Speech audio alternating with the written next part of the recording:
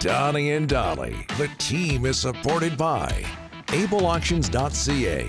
Closing your business? We can help. Friday, and all of today's guests, including Chris Hebb from the BCHL, standing by. Brought to you by the Bayside Oceanfront Resort.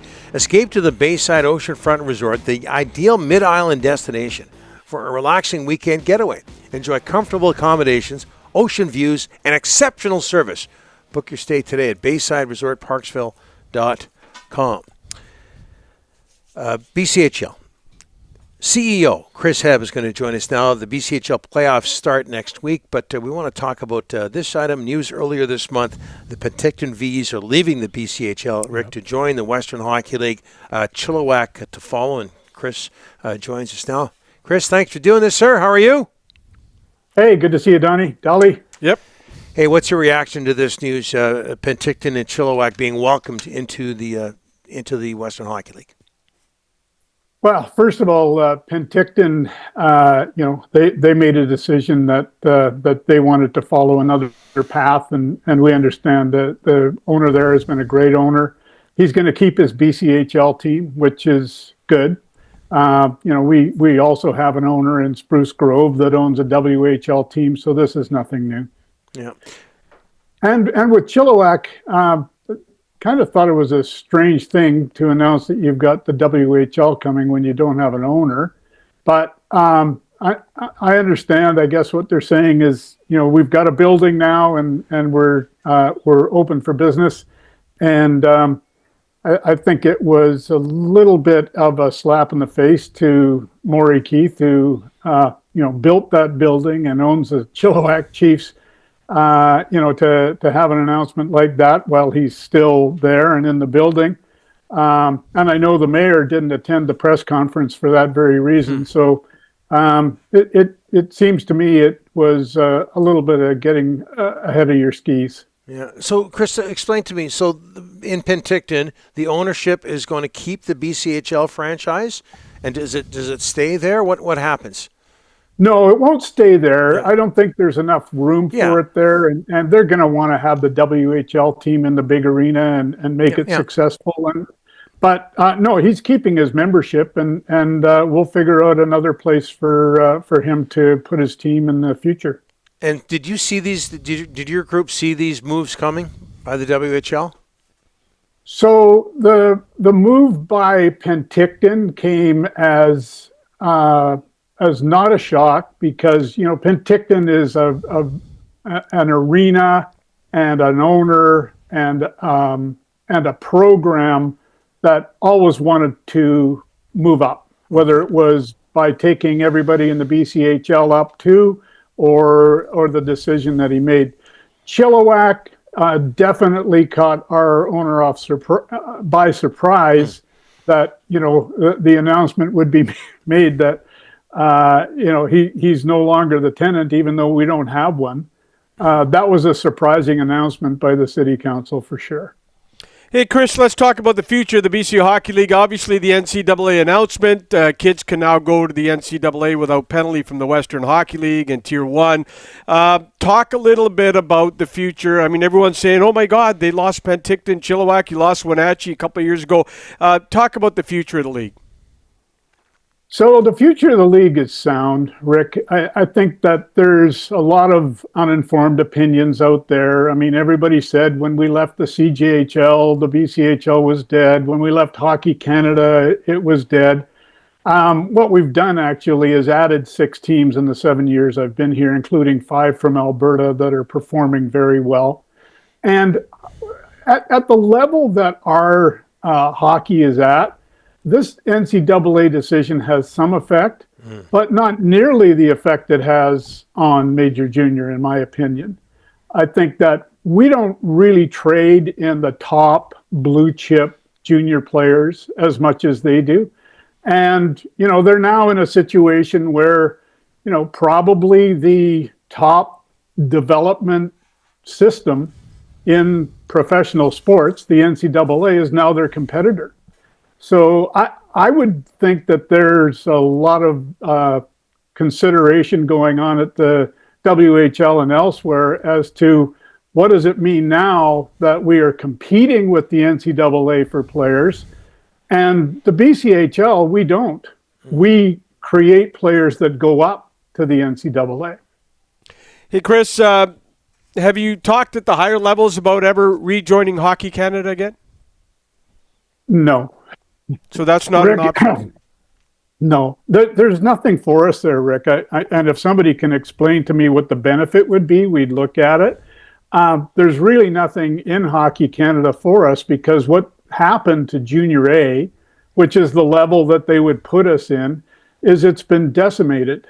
The fact is that Junior A across this country, which used to be a proud level, has now turned into a lot of pay-to-play teams that can't compete at the level that they used to. And I know you're a junior hockey fan, so you probably saw the scores from the World Junior A Challenge, and Canada did not do well. Yeah. Because, we've really concentrated on the top of the pyramid, which is major junior, but we have done very little in the bulk of the pyramid, which is the middle for Junior A. So unless somebody can tell us exactly what the benefits would be to going back to Junior A, we're happy to be independent, where we can actually control our own future, make our own decisions. And in an environment like this, where the ground's moving under your feet for everybody, we like to be in charge of our own destiny. Hey, Chris, could you give us some insight? I know I always talk about this. Junior hockey, I don't care at what level, WHL or BCHL, it's expensive, Chris. It's not cheap running a team anymore. Like, I'm hearing budgets are all over $1 million. It's not cheap. It's a tough thing to do these days. It is, and we're just so blessed, Rick, to have the owners we have in this league, honestly. These are guys who are in it for the right reasons. There's the cost of the team to begin with, but then the operating costs just continue to go up. Yep. And we're lucky in that these owners have deep pockets, but they also need to rely on their communities. And the beauty of the BCHL is that we have great communities where, in most instances, our BCHL team is what the Canucks are to Vancouver. Yep. And we get incredible support. Now we're starting to get corporate support, because a lot of companies want to actually get to the grassroots. And that is exactly what the BCHL is. We are small communities in rinks that are usually pretty small, but the town comes out, and that's who a lot of corporations want to reach, is that guy and gal who are coming to a game with the family on the weekend to have an affordable experience. And the thing that people forget is, we're in 20 markets, 21 until Penticton leaves, where we have so many people coming through the turnstiles. We have more in a year than the Canucks do coming through Rogers Arena. So the rumors of the demise of the BCHL are greatly exaggerated. Hey, Chris, one thing you touched on, maybe you could touch on it a little bit more here, but the Alberta teams, it just seemed like an unusual move at the time. How is that move working out? So, as you know, Donnie, the regulations under Junior A is you could not have an Alberta team in the BCHL. You're restricted by your Promise. territory. Yeah. And so what would irk our owners is, while we're trying to grow our sport in the province of BC, these regulations, and some of the regulations were even preventing us from having kids from across Canada. These regulations weren't allowing us to give the best experience possible for elite college tracking athletes. So when we left, and we did not go looking for those Alberta teams, they came to us because they felt the same frustrations about the regulations were not allowing them to give their kids the best experience they could possibly have. And so those 5 teams banded together and came to us. And given the circumstances, we were able to figure out a way for them to come into our league without Hockey Canada being able to stand in the way. But the way we feel about it is, a Canadian kid, whether they're from Alberta or Nova Scotia, should be given the opportunity to have the kind of experience we can give him in the BCHL. It is the top experience for a college tracking athlete that is available in this country. And we expect that that's something Hockey Canada would support, not stand in the way of. So these are the types of things that don't end up on Twitter, and there's lots of people that have opinions that don't make any sense.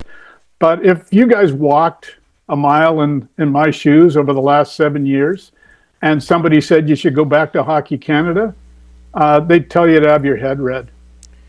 With all that's been going on, Chris, I can't imagine how much you enjoy just watching games. The playoffs start next week for your group. Yeah, we've got, well, since I've been here, this is the most competitive season. We've got the playoffs are still to be determined, and we've got teams that are trying to figure out who's going to be the top team in the league between Brooks, the Alberta team, and Penticton. I'm just thrilled that we're coming down to the last weekend of the season, and there's so much still to be determined, and the parity is there. In looking back at the BCHL, one of the weaknesses of it is that you had too many teams that were at the bottom and too many teams that were at the top.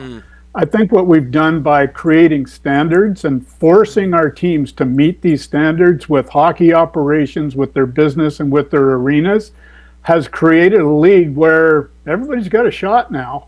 And adding the Alberta teams and the talent that we have in this Sherwood Park team with the two 17-year-olds who are leading the BCHL in scoring, we haven't had anything like Jeremy Loringer since Kent Johnson, Kent, when he was in Trail, had 101 points in 52 games, and that's exactly what this Jeremy Loringer has.